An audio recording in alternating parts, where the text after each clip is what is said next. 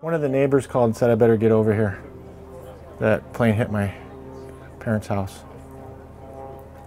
So I jumped in the car and came over.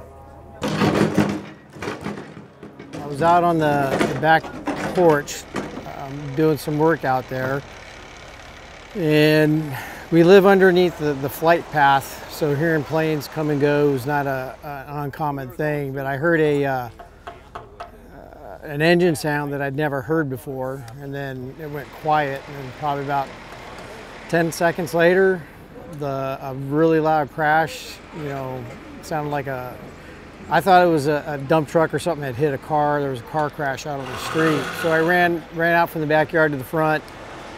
First thing I noticed was the house across the street had a gaping hole in it, and I panned left and saw the plane. Ran back into the house, grabbed the phone, dialing as I was running. First thing to do is make sure no one was in the plane. That's when I learned that the pilot already gotten out, and so I backed off a little bit and just waited for 911 to get a hold of. It was pretty crazy. I've lived here, I don't know, since 2001. This is definitely the wildest thing that I've seen. So it could have been a lot worse. Somebody could have got hurt, or fortunately everybody was gone. Today at about noon, a Cessna 180 on floats took off of Lake Hood Sea Base to the north. The pilot reported that he had some flap issues, so he turned back towards the airport. He reported that the engine quit at that time. He had to make a forced landing. He tried to make the park that was near this residential neighborhood, but he could not. He impacted a tree, a light pole, and 2 homes in the neighborhood.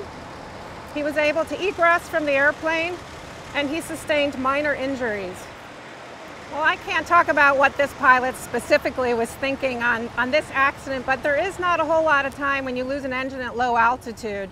So I'm sure that he did the best that he could in choosing a possible landing site, but the airplane just simply won't stay airborne. So it's challenging, but as pilots, we all train for those type of scenarios, but having a real one is very different than training. So I'm just glad that the pilot's okay, that no one got hurt. No one was in the house at the time, or any of the houses that got hit, no one was in them. So that's, those can be replaced. People can't. Just glad no one was hurt.